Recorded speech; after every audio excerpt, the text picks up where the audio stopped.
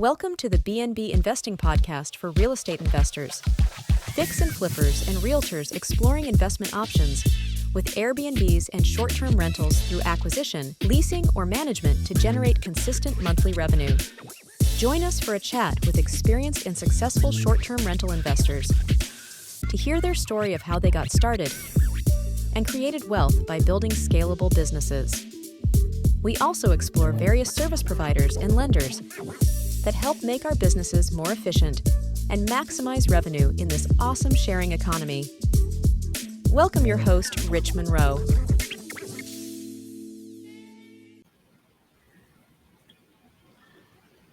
Hey everyone, Rich Munroe here with BNB Investing Group. Thanks for jumping on this week. We've do these weekly Facebook Lives, as you guys know, with BNB Investing Group. We help new investors navigate the different short-term rental models, whether you're doing acquisitions, the rental arbitrage model, or if you're managing for other investors. And so I'm happy to have a good friend of mine on with us this week, Lucas Piper, to talk about his background and his business that he has based out of Austin, Texas, and kind of his focus on luxury properties. Lucas, thanks so much for jumping on this week.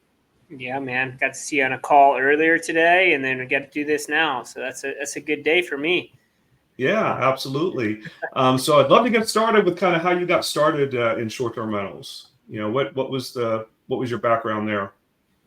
Yeah, so pretty common story of kind of just getting into it. I wouldn't say accidentally, but you know, kind of with my own property, and really I was just trying to figure out how to afford real estate here in Austin, Texas, while having a pretty low salary at the time. You know, I was making about $40,000, and so it's like, okay, well, houses are pretty expensive here, you know, and so people were sharing some strategies on, all right, well, you could have some roommates and kind of do like the house hacking thing. I had just turned 30, so it didn't sound too ideal to me. And so, you know, I had my first exposure to STRs was I rented out an apartment I had for South by Southwest down here with a couple mattresses on the floor.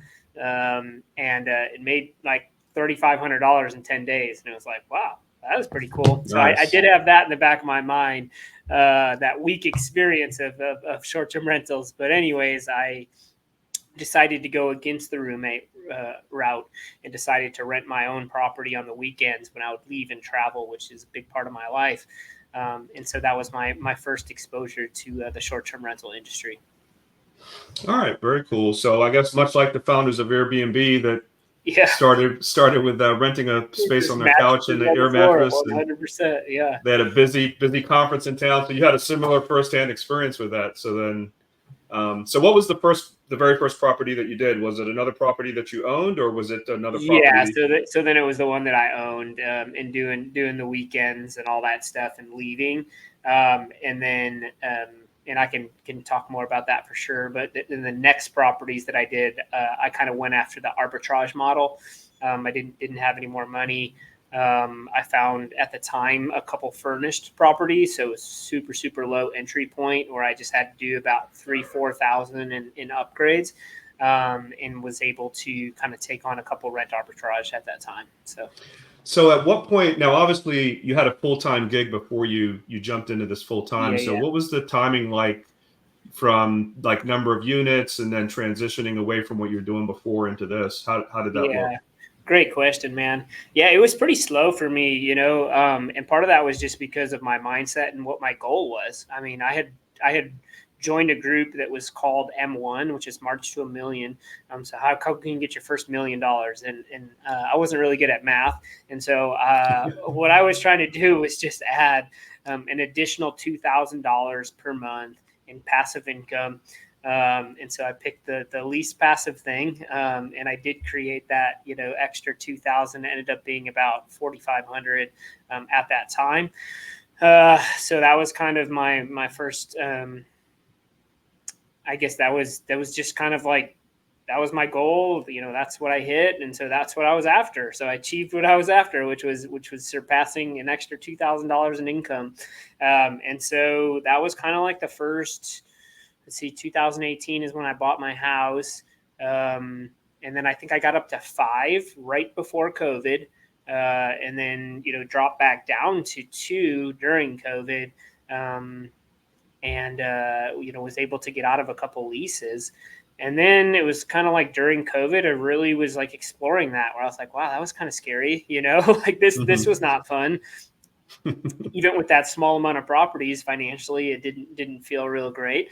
And so, there's some scares.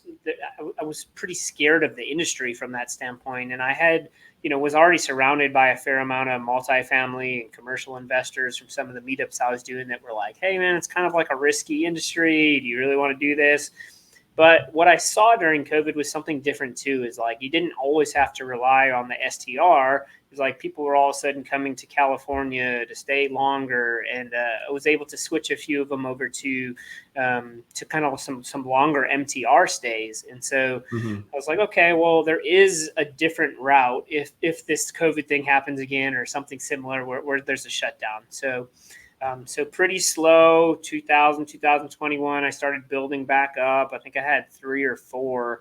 And then essentially I guess it would have been 2021, I was like, all right, am I going to do this thing or not? Like, let's get after this. I was furloughed at my job for about 2 months. So I had a lot of time to think, a lot of time to strategize. And I decided that I was going to leave my job within 6 months then. And so I kind of just went after it. I created 5-star vacation home rentals, and started looking for owners. And I'll stop right after this story. But so how I ended up being able to leave my job was I had those few, I had some really good income coming in. I think it was really cool with my own home because at the time I met a beautiful girl that's now my wife. And so every weekend I'd go stay with her. I'd rent out my place. That was bringing in about $4,500 a month. My mortgage was $1,800. And so not only did I not pay mortgage for 12 months, which was a huge shift, I was also cash flowing about $2,000. I stepped away from being a social worker where I was making, $28,000 a year. And then I was in a marketing making 60. So all of a sudden I had my first year that was over 100,000 just because of that difference of not paying rent, the overage from that and some of the STRs. For me, that was like, wow, I just tripled my income. Like it was that's insane, awesome. right? Yeah, that's awesome. And so my goal was if I could get to $8,000 a month, or maybe it was 7,500, I can't remember, that I would feel comfortable leaving my job. So I found an owner that had 5 homes. They offered me a set amount. So they offered me $3,500 per month to manage these 5 properties. I took that deal. Just so y'all know, that was about a 7% management fee. These Wow. are luxury properties on the east side, but I don't regret it because it was the thing. I didn't really have the portfolio to show. I had my own properties, but I didn't have anything luxury. And all of a sudden, I had this beautiful portfolio of downtown properties, and I was able to leave my job and start focusing on just the STR stuff. So that's kind of my jump and my leap.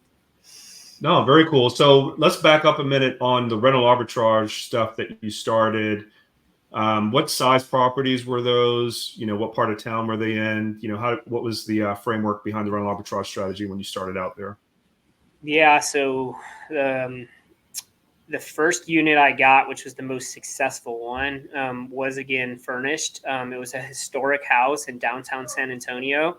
It's actually could be commercial. He actually turned it into commercial after I stopped the lease there. And he had it as an STR previously. And so it was furnished. He just didn't do a great job, didn't have professional photos, was underperforming. He was having to deal with all the guests and all the troubles that we deal with in this STR industry, which can be stressful for sure. And so, that was that property. It was a 3-1. I think I signed for like $2,000 a month. And that property for 3 years was grossing about $4,500 to $5,000 a month. And again, my only cost was $4,000 to kind of turn things around, get new photos, freshen things up essentially. Nice. So Nice. It's a pretty good cash on cash. I think it was like 1,200% cash on cash if you look at it that way. No, yeah, most definitely. Those are great numbers. For those of you guys that are jumping on, please put a comment out there or thumbs up that you can hear us okay. Feel free to throw any questions out there too as we kind of keep diving through this. So so that was a 4-bedroom, 3-bedroom house. What was that? Was a 3-1. Yep. Historic downtown San Antonio. And then I started going after a couple other ones. The one I ended up signing after that was a really interesting property, a little bit nicer of a neighborhood in San Antonio, just about 8-10 minutes outside of downtown. And it was a new build. It was a side-by-side duplex. And so essentially I was like, okay, well, we could have it as like a bigger, unit that we could rent together on the weekends. And then during the week, we could split up these and then kind of rent them separately. And so that's what we did. I partnered with the owner at the time, investor. We furnished it together. We worked out an agreement on how the arbitrage would work. But essentially that was my, third and fourth property, with the two sides. So.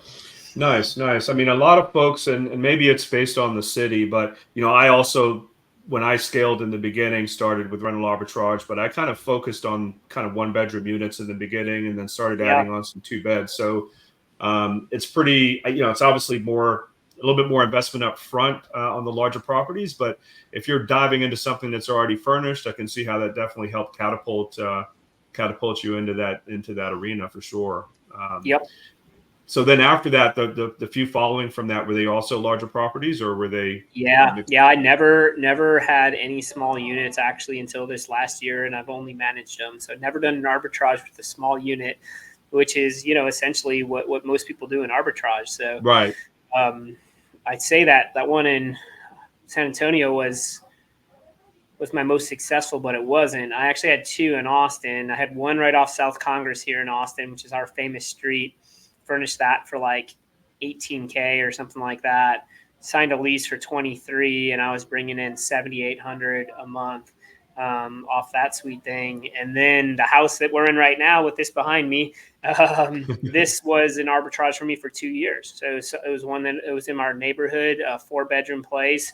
It was a little bit more. I think I spent $32,000 to furnish this thing. But my lease was $2,300, and for year 1 it averaged $8,500 a month, and then year 2 it went down to $78,000, and then I think it was down to $6,700 when we ended up kind of negotiating to buy the property from them instead. So again, like pretty solid numbers, even though furniture was a high cost on that. I was able to pay that off within about 6 months, which is kind of how I like to structure arbitrage if I'm going to do it. When I look at those numbers, furniture should be paid off in the first 6 months. Yeah. And then try for at least a 2 to 3 year lease is what I kind of target for those. And I don't target arbitrage anymore. That a few will fall on my lap once in a while. A couple of my owners have converted into arbitrage because they're kind of sick of the up and down numbers. And it's like I'm okay with putting a little extra money into them to get them up to par, like knowing my numbers pretty well.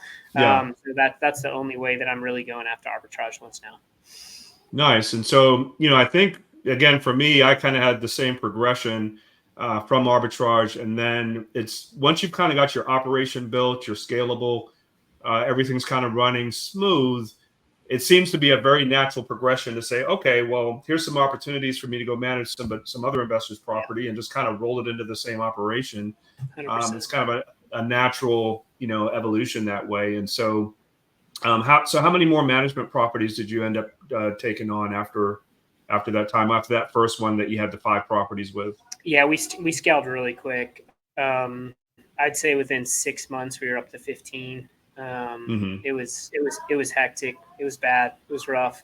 I didn't have, I wasn't prepared for that. I didn't have a group like this that was really giving me I did. I was in Mike Soldridge's STR Secrets. I just didn't use it. I should say that. Like I probably had the tools there, but I'm kind of a guy that's a little, want to figure it out myself, make my own mistakes. Right. And so, I was just running wild out there, chicken with my head cut off, trying to keep up.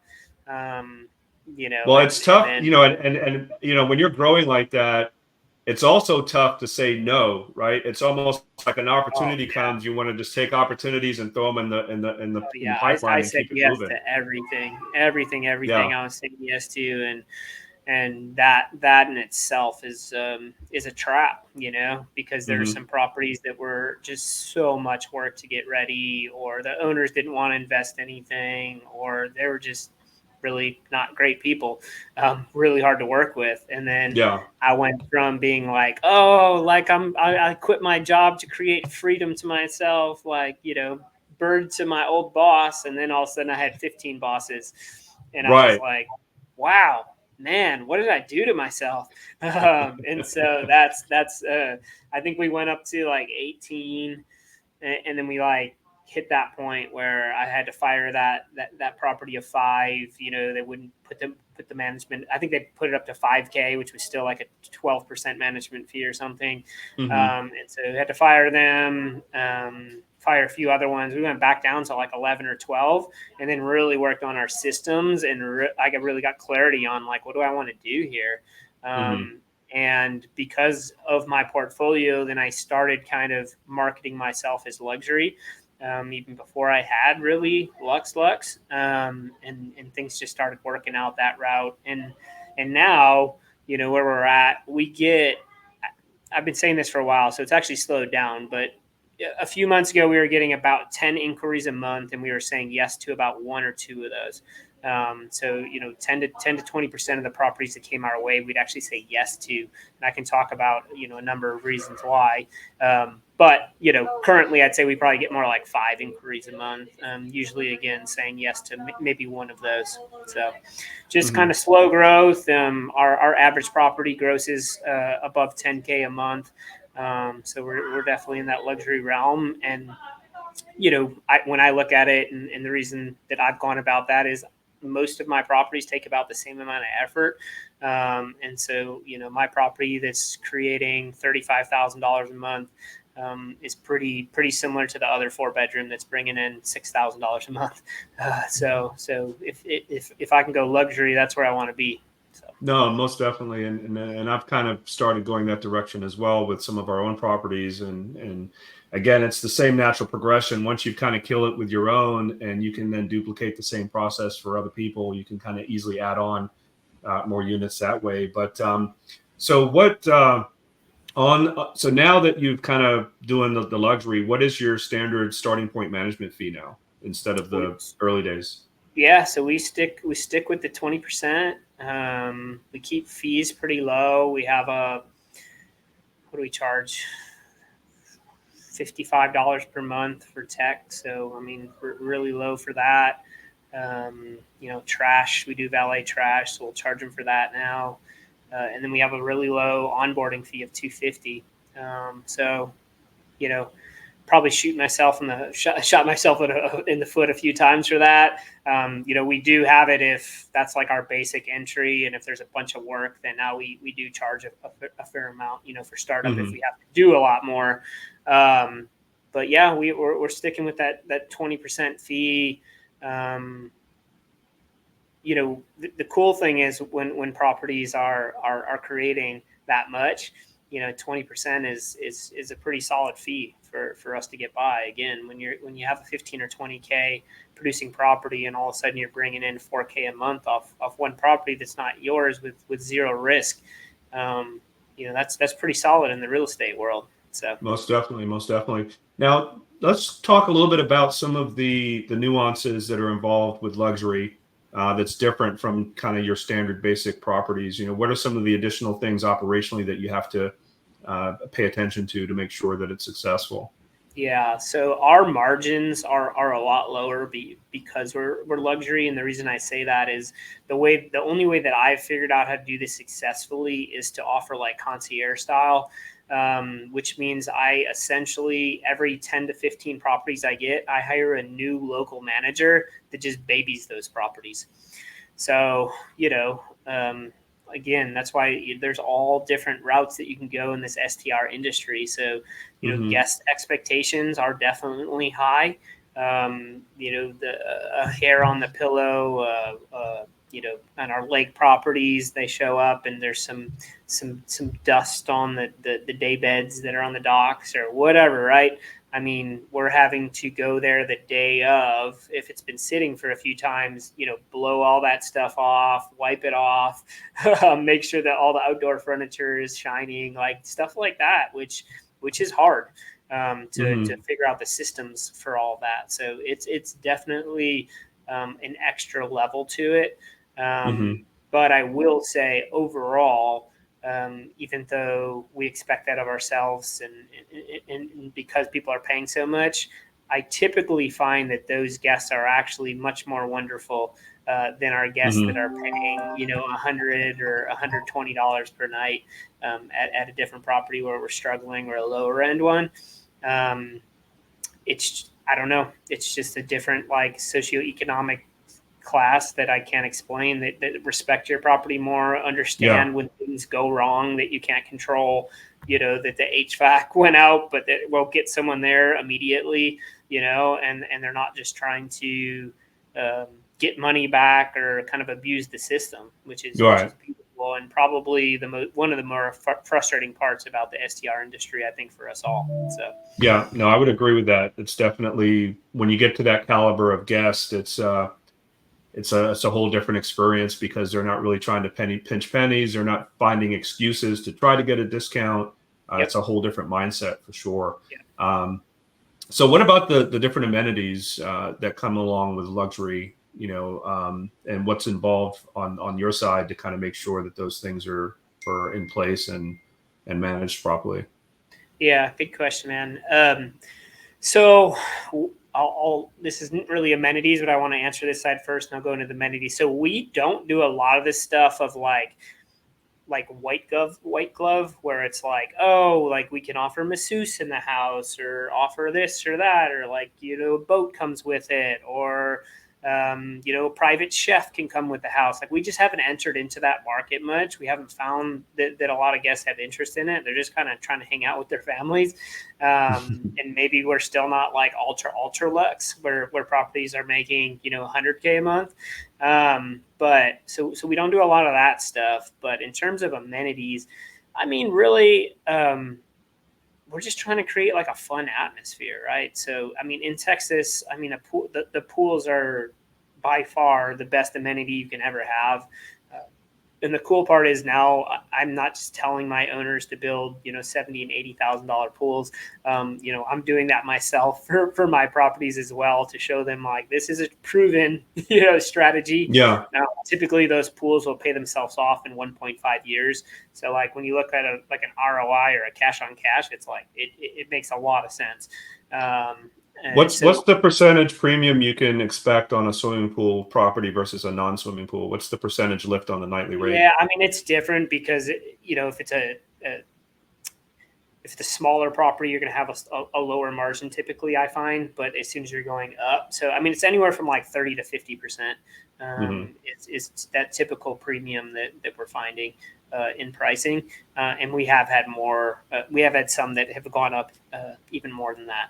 So it's pretty beautiful, and that's just the pricing premium, right? And then you're getting occupancy going up, especially in summer, like we were just talking about before the call. I mean, June and July, we have people that just live in Austin that'll rent a place for $650 for their family of four, on a Monday, just because it's hot. They want to do something fun with their kids, and all of a sudden, you look at some of those weekdays and you're like, 400, 500, 600, and just from your weekdays, which are pretty dead in most areas, right? But your Monday through Wednesday, you're making an extra 8,000, and then our weekends are booking for 3,000 to 5,000, and all of a sudden you're bringing in these 20 and 25, $30,000 months, and you're like, wow, this is a $650,000 property, And so when you're bringing in those kind of numbers, it's absolutely amazing. So.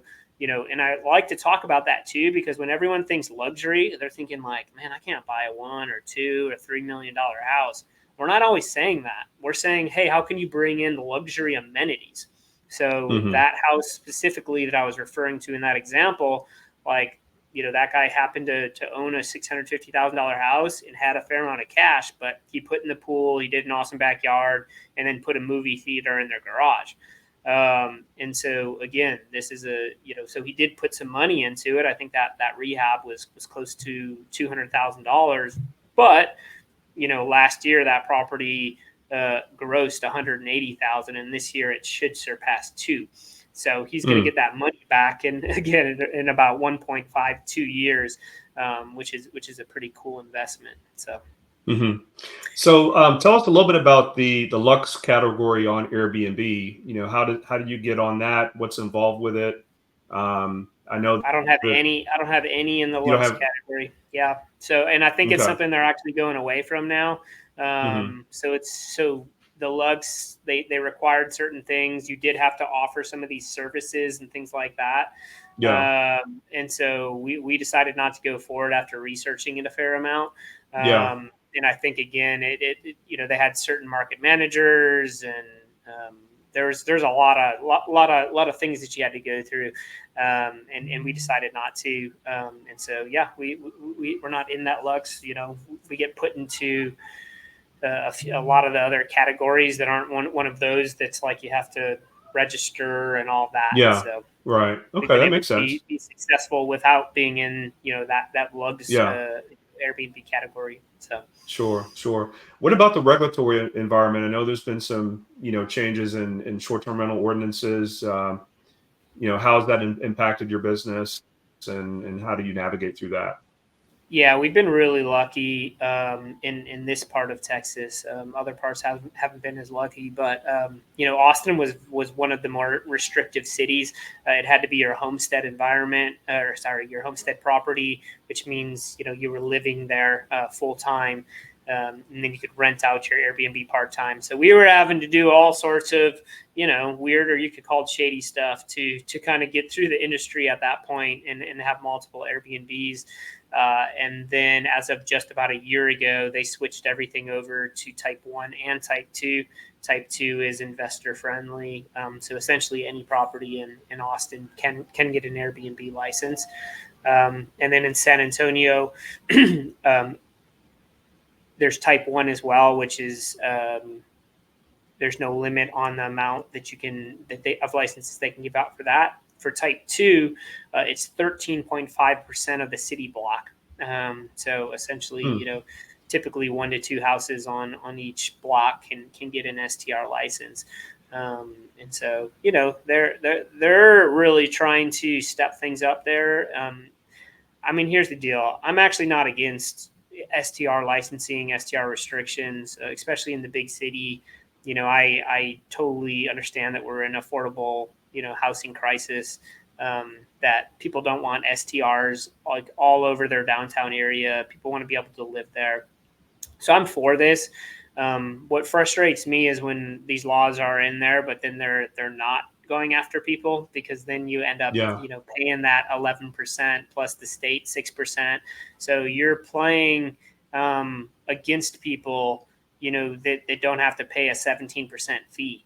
Mm-hmm. Most people are looking for 17% returns total, right? So, that in itself just blows it up. And so you're having to price yourself accordingly to these other people. And so that's what's really frustrating and hard within that climate. But yeah, it's been really, really friendly for us. And in Dallas, they just switched everything about 6 months ago. They took away all the licenses that people had and said no STRs at all. Oh, wow. So they're in a pretty serious lawsuit there with the city. So in Austin, what brought on the change to the type 1 and type 2 license structure? Was there a lobbying effort, or how did that come to be? Yeah, funny enough, it was one family that had a lawsuit for 5 years, and definitely some money got pushed behind that with lobbyists and all that good stuff with that attorney, but.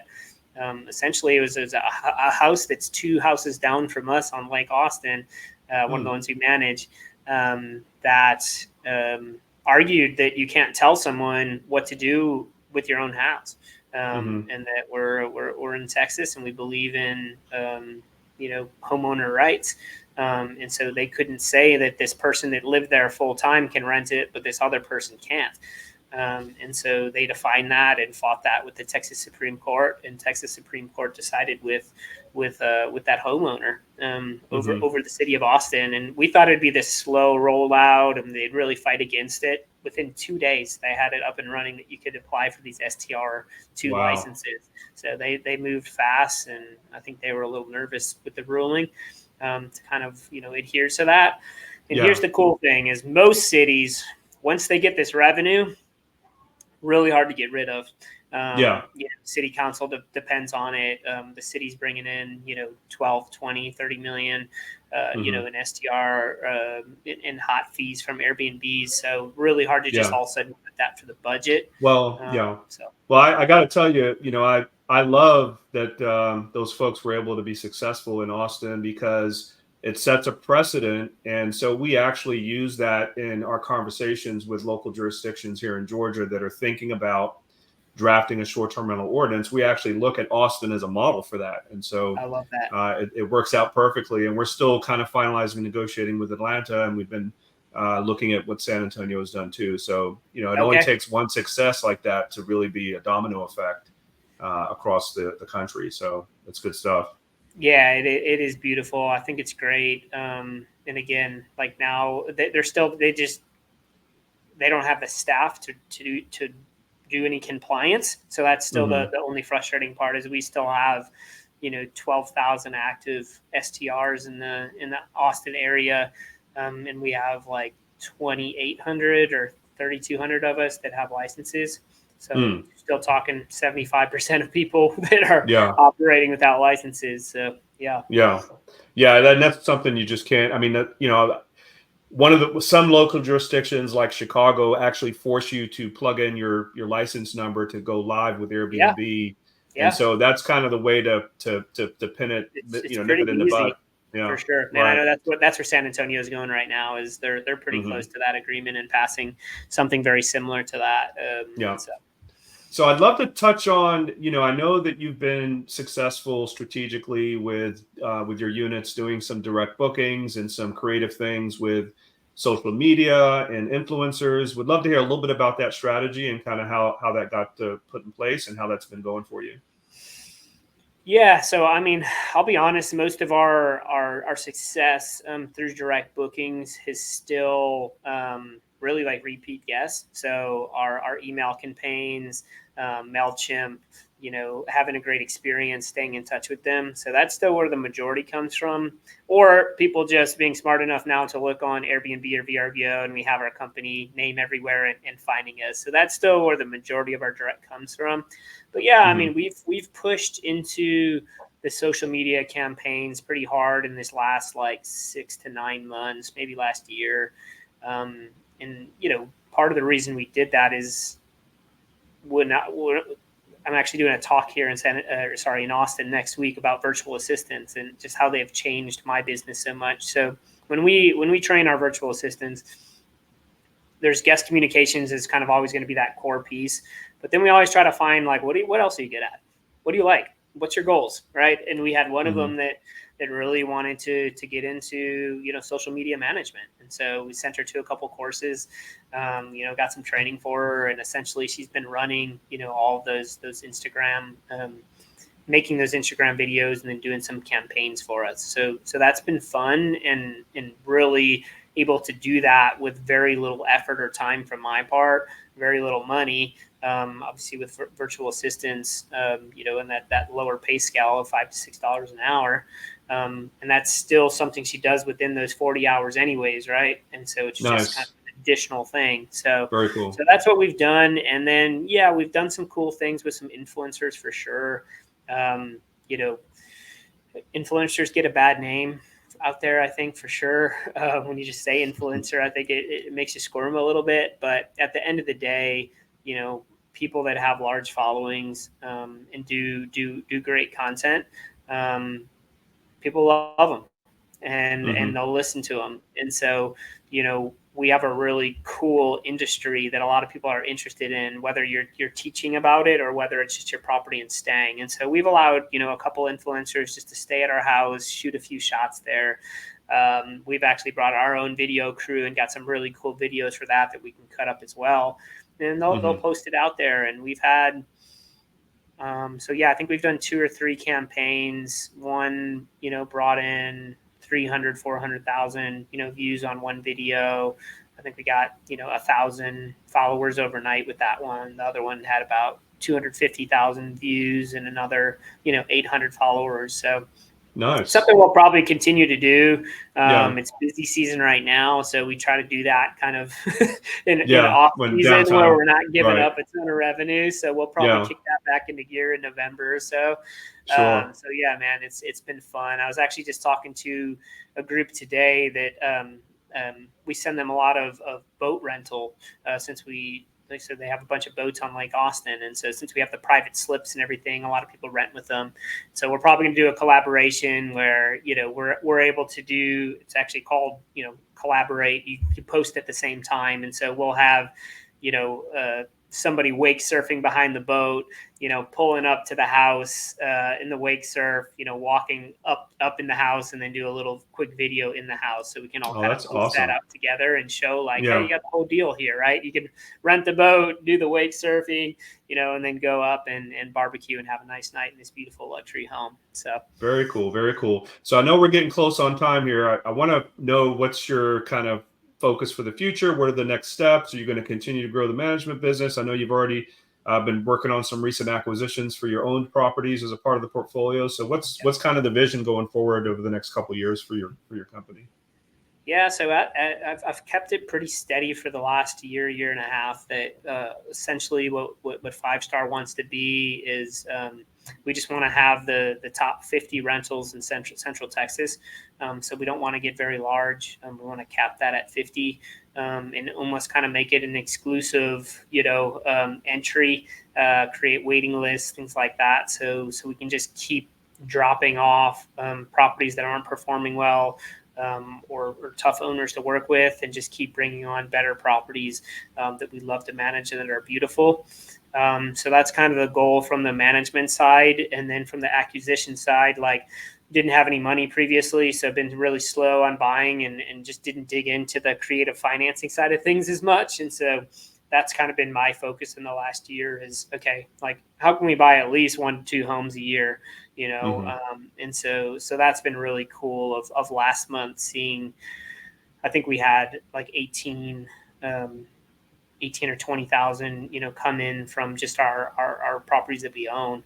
And it was wow, this is great. And that's the beautiful thing in this STR world still is you don't have to have 100 properties. If you have 10 properties that are making $10K a month, you do the math, that's pretty good. And so that's kind of the target is partnerships. How can I bring my experience and my expertise to other people that may have the finances and be able to find the property for them, furnish the property for them, and manage it and come in with very little money. So I was able to do that, create a partnership with some owners just a couple months ago to get a really cool kind of beautiful hill country view house out here. And so, yeah, that's kind of the goal, man, is have about, anywhere from 10 to 20 of our own properties that are high performing, and then about 50, of the top properties in Central Texas, and sit on that and be able to step out of the business within a year or two as at least of active role and hand that over to COO or someone, GM that kind of wants to run the day-to-day stuff, give them some revenue share. And be able to kind of focus on something else, even if that's going back to my roots of kind of giving back and getting back into helping folks. So nice. So what's one piece of advice that you would give folks that are just starting out in this space, knowing what you know today? What's one important thing they should be aware of or focus on in this model? Yeah, I think you got to get educated now. When we got into this thing 4 or 5 years ago, you could kind of just jump in and make all the mistakes I talked about. That house that I, my first one that I bought, I went to Goodwill and I furnished that thing for $8,000, and was still making money. You just can't do it anymore. It has to be really well done, and it has to be pretty high quality and look great. And you really have to understand like the Airbnb algorithms and, pricing and all of that stuff. So it's unfortunate from that standpoint that you can't just jump in, with no experience. But I think there's some beauty in that too, of people just having to do the research, having to learn, at least the basics, if not intermediate, before really making a good decision on how much this is, I guess, what strategy you even want to use, right? Because I think that's the thing too, is like, so if I had one advice, I'll start over, like really get targeted on what is your goal in the STR industry. Because over and over, like for myself, right, I started to find passive income. Well, if someone should have told me, hey, you're an idiot, it's not passive, right? Like, unless someone else is going to manage your properties, like Airbnbs are the least passive thing out there. And that's the truth, right? Until you build a team, until you can scale and do all those things. So really think about what your goals are. Because if it's just, hey, I just want a vacation home, okay, well, that's really different than saying like, okay, I want to be a manager and have, this amount coming in every month. So is it acquisitions? Is it like, so I always push people when we're setting goals to figure out, well, what is your vision? What do you want 5 years to look like? And then you can backtrack, and then you can kind of start figuring out what you want your business to look like from there. So great advice. So Lucas, I really appreciate you taking some time to spend with us today. It's been really good catching up with you. How can folks follow you? Is that your Instagram on your tagline there? Yeah, man, made it easy for people. So it's right there. See some of the content we're doing, shoot us a message and say hi. And Rich, appreciate you having me on. Yeah, thanks again, Lucas. And thanks everybody for checking us out this week. And like we've been talking about, if you're serious and ready to scale a business and want to see how BNB Investing Group can help you, reach out to me directly. We'll have a quick strategy call and see if it's a good fit for you or not. Until then, we'll see everybody next week. Thanks again, Lucas. I'll see you again next week as well on our weekly calls. So take care, buddy. Good. All right. Have a good one. You too. Thanks for jumping on the BNB Investing podcast this week. Please click on the subscribe and like button below. For more trainings, property tours, and content, you can join my BNB Investing Facebook group by clicking below. If you are ready to grow your short-term rental portfolio and maximize your monthly income, you can click on the link below to schedule a quick strategy call with Rich or someone from his team to see how we can help or point you in the right direction. Stay tuned for our next episode and hope to see you on the BNB Investing Group podcast.